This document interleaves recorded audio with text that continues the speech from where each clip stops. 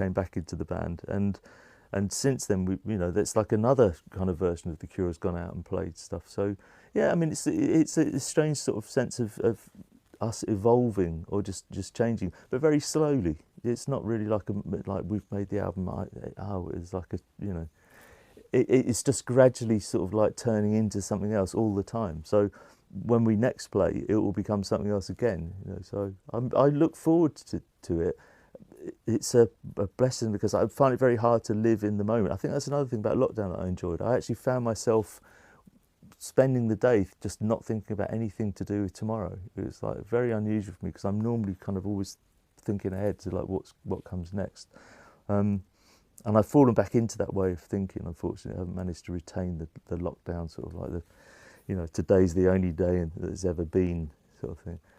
Which is what one of the songs was about, was like trying to retain that sense of self, just existing in this moment, not yesterday and not tomorrow, but now.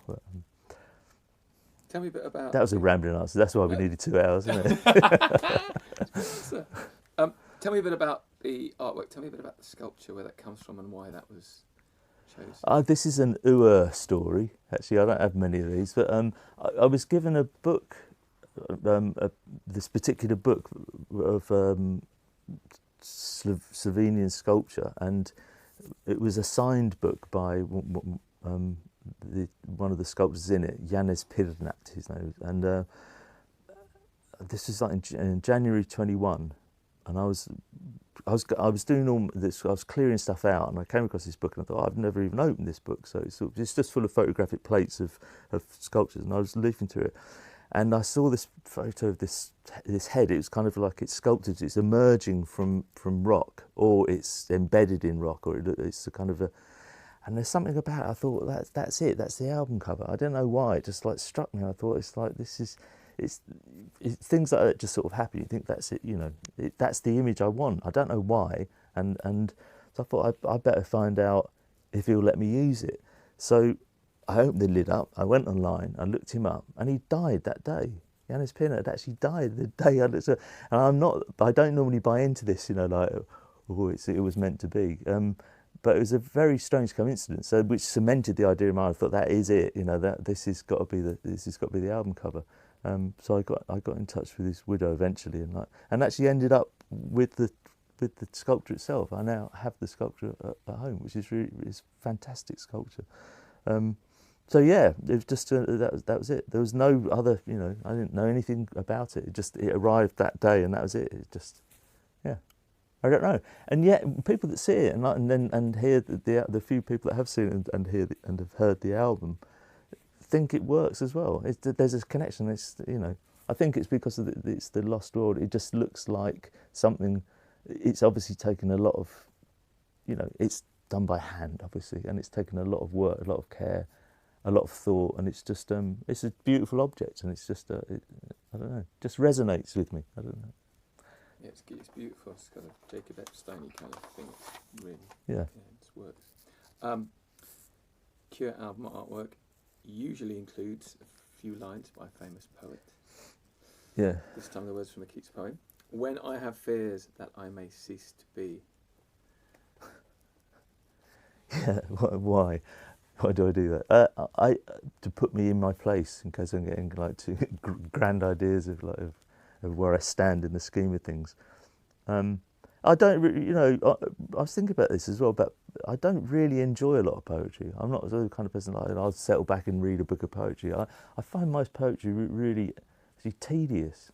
But when I come across something that works, I've always been really intrigued by how a great piece of poetry can make you feel something, and you can't put your finger on it. That's, for me, is the mark of a great poem. It's like you don't really know why you're reacting the way you're reacting. It's like great music. It's exactly the same emotional response, and I'm always striving to do that with with one line or a series of lines, just to try and get that kind of emotional response from in a song. It's a slightly different thing because you're trying to marry words and music, and you're trying to create a whole when you're writing words to a song. It's not really like writing poetry, but there is an element of poetry to the best lyric writing.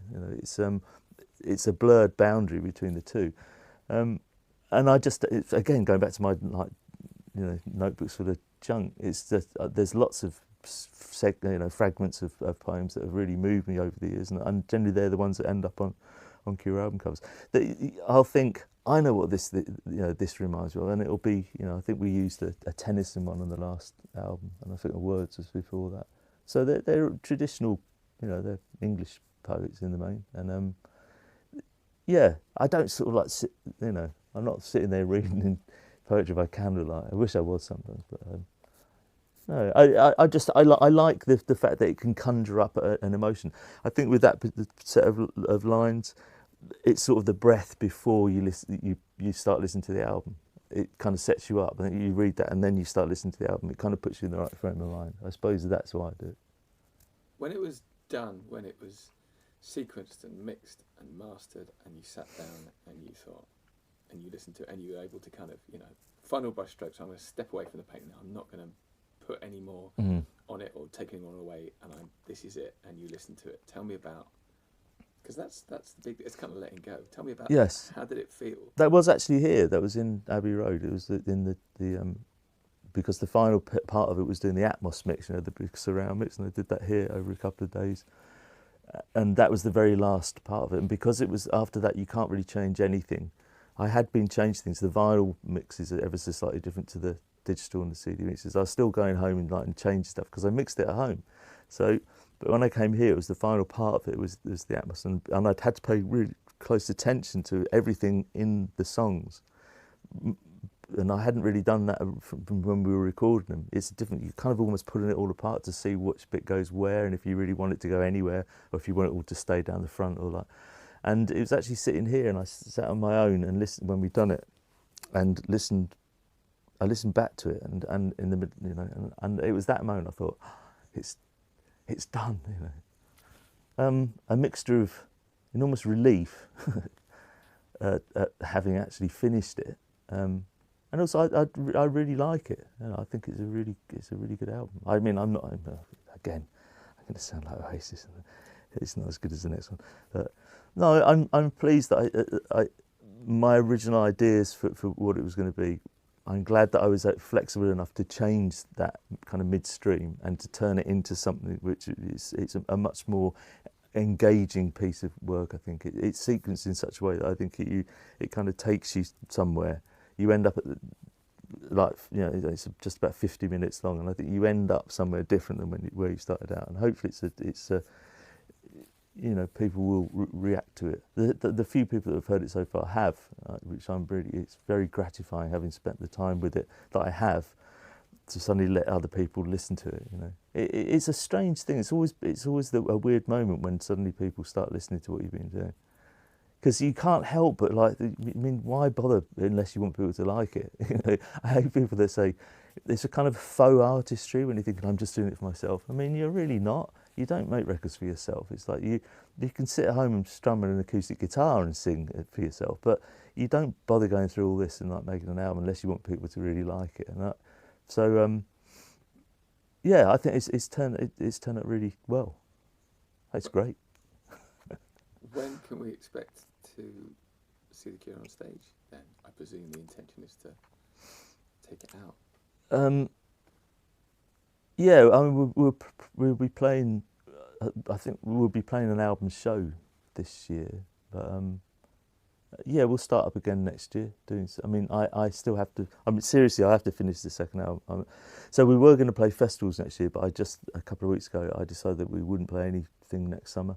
So the next time we go out on stage will be autumn next year. But then we'll probably be playing quite regularly through until the next anniversary, the 2028 anniversary, which is just like looming on the horizon. The 2018 one, I started to think about late 2016. I thought, I've got a year and a half. It's easy. And I still didn't manage to get there in time. So now I'm starting to think, right, 2028, I must start to get things in order. So the documentary film and various other things like that. So I am actually now thinking about 2028 as being, I'm 70 in 2029, and that's like the 50th anniversary of the first Cure album, and that's it. That really is it. If I make it that far, that's it. So in the intervening time, I'd like us to I would like to include playing concerts as part of the overall plan of what we're going to do, because I've loved it. The last 10 years of playing shows have been the best 10 years of being in the band. I've absolutely, it pisses all over the other 30 odd years. It's been great. That's kind of cool. Yeah, I mean, it's for not having a new album, for all that period of time, from and Reeves joining the band, and actually the makeup of the band, being allowed, allowing us to actually, we've played, I don't know, 130, 140 different songs, because we've just turned into like a live band that draws on the catalogue, so we can go out and play shows, and we can play 2 nights of 3 hours a night and play completely different songs both nights.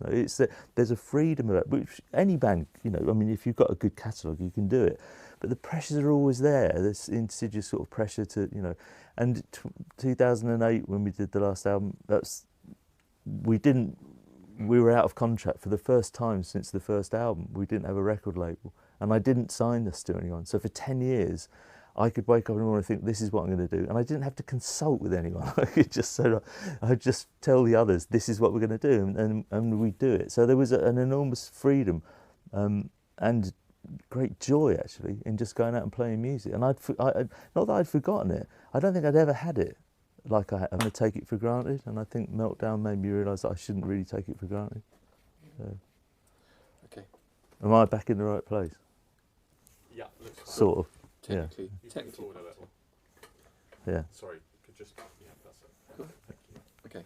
I mean, you touched on this before, but over the past decade, you've mentioned all these different projects. There's 14 Dream, Live in Paris, South American tour film, Cure documentary, Tim Pope. Any of these things looking like they're going to happen? They all stall for different reasons. Most of them will get completed. The South American tour film that we made, we took Tim with us to South America. I mean, it was utter chaos, and some of the footage is really funny, and the shows were good. But there didn't seem any point to it. I sort of started watching it all back, and I thought, why would we make a film about this? It didn't, but it's there, And similarly, 2008, we actually did finish the film that we made in Paris of the band, but that was probably the worst, the most acrimonious disintegration of any versions of The Cure, and I really couldn't be bothered.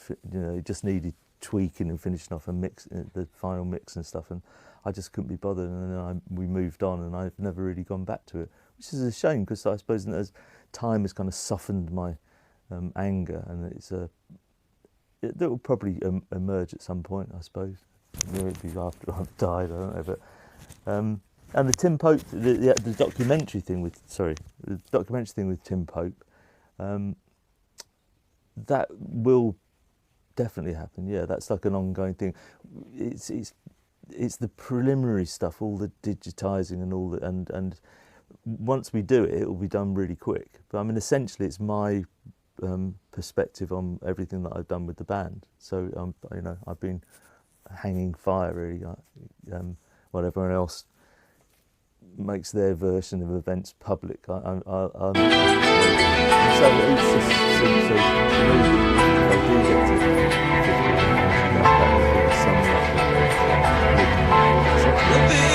I do get to